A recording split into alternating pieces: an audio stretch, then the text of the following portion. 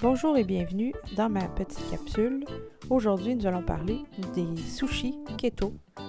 Donc, on va commencer avec du riz de chou-fleur qui n'est pas cuit encore, du fromage à la crème, un choix de poisson, moi j'ai pris du thon, et des avocats.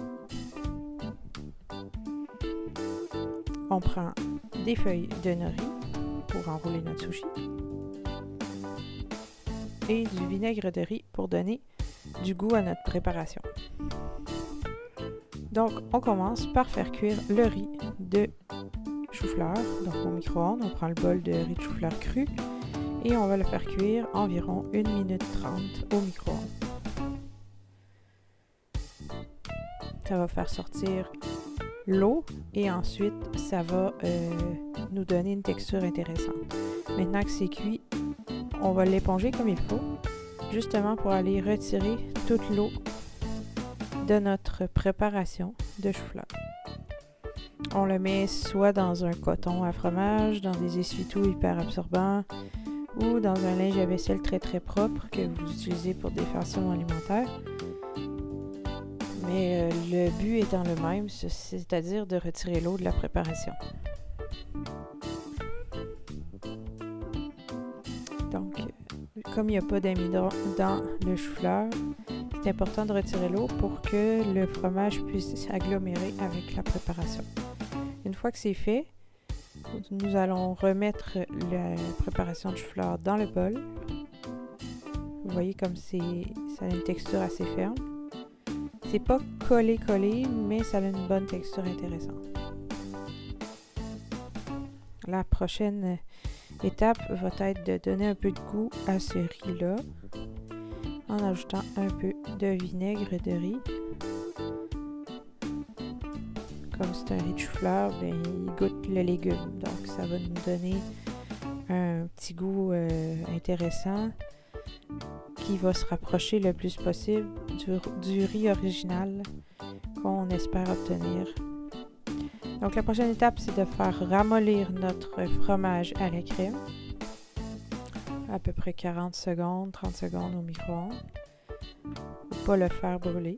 Ensuite, on va l'incorporer encore chaud et mou à l'intérieur de notre préparation de chou-fleur. C'est important que ce soit encore mou, malléable, parce que dans le fond, on veut que les deux se mélangent ensemble facilement. Pendant qu'on prépare le reste des ingrédients, on va le mettre de côté pour qu'il commence à durcir. Donc, on coupe nos avocats. J'avais déjà fait une partie du travail, mais on se fait des tronçons intéressants pour mettre dans un sushi.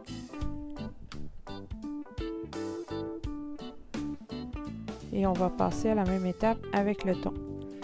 Le thon, je l'aime encore un peu gelé au centre. Si vous l'achetez congelé ou si vous l'achetez frais, faites-le geler environ 1 heure avant de le découper. C'est plus facile à couper avec un bon couteau, évidemment.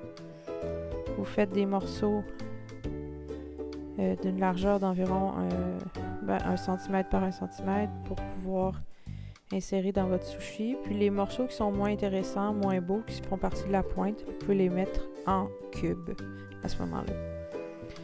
Donc, je vais faire une préparation de mayo épicé, donc avec le thon. Dans ma mayo épicée, il y a évidemment de la mayo, du fruit des moines, donc de l'érythritol comme édulcorant. Il y a également de la sriracha et de la poudre d'ail. Ça nous donne un bon petit goût sucré, salé, épicé.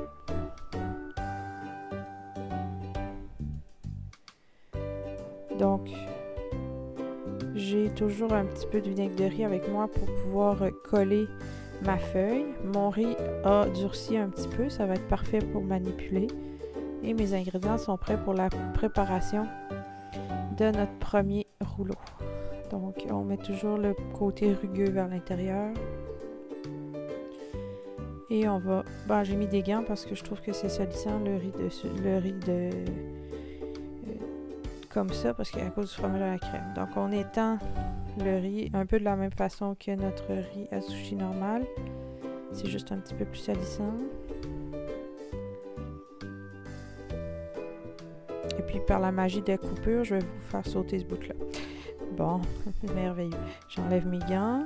Mes mains sont toujours propres sous mes gants, mais bon, c'était pour le côté salissant de la chose.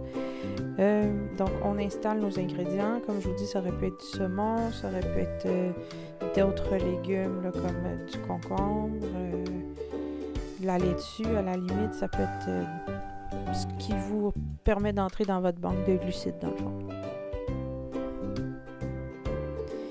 Donc, tout simplement, poisson, avocat, le riz keto, et puis on ferme le rouleau comme il faut. Pour ma part, j'aime bien préserver ma préparation de riz et prendre à la place un peu de vinaigre de riz. Ça donne du goût et puis ça fait tout autant le travail pour coller la feuille. Une fois que c'est bien roulé et bien serré, on peut mettre le sushi au réfrigérateur et commencer l'autre sushi, donc de l'autre rouleau. Donc on va faire un peu la même chose, on va répartir uniformément le riz de sushi keto dans notre rouleau et la magie, bam, voilà. On prend notre préparation à la mayonnaise épicée. Comme vous voyez, j'en ai mis beaucoup de mayonnaise. C'est pas une erreur, c'est parce que quand on est keto, on aime le gras. Donc, j'ai mis la pédale un peu plus forte pour avoir ma proportion de gras ici, là. Et puis, j'ajoute ce qui me reste d'avocat. Comme ça va faire bon, puis ça va faire un complément coloré à ma préparation. Même principe, je ferme le tout. N'ayez pas peur, là, les feuilles se raffermissent lorsqu'ils sont en contact avec l'humidité. On étend notre vinaigre de riz pour que ça colle bien. Et puis, on referme et on resserre. Je me prépare pas à être une experte en sushi, mais bon, ça fait la job, c'est ça qui est important. On envoie tout ça au frigo se raffermir. Donc avec ça, je vais servir une sauce soya bien ordinaire et le reste de ma mayonnaise dans laquelle j'ai ajouté du vinaigre de riz et de la sauce soya, un petit peu de chacun au goût en fait, pour que ça donne un trempage intéressant. Nos rouleaux sont revenus du réfrigérateur et on voit qu'on peut les couper facilement en tronçons. J'aime bien partir par le centre et couper en bouchées par la suite. Donc ça me permet d'avoir des mesures égales et que les bouchées ne se défassent pas toutes. Même principe, on commence par le milieu, ensuite le milieu et le milieu et le milieu, ainsi de suite. Ça nous fait de belles bouchées égales qui ne se défendent pas. Voilà, c'est mon assiette de sushi keto. J'aime bien me faire avec ça une petite salade de concombre et d'avocat et que j'arrose d'huile de sésame grillée. Et j'en ajoute un petit peu parce qu'on aime ça le gras. Et voilà. Et puis, le produit final avec les baguettes, eh bien, c'est merveilleux, ça se tient bien et c'est excellent. Bonne journée les ketos!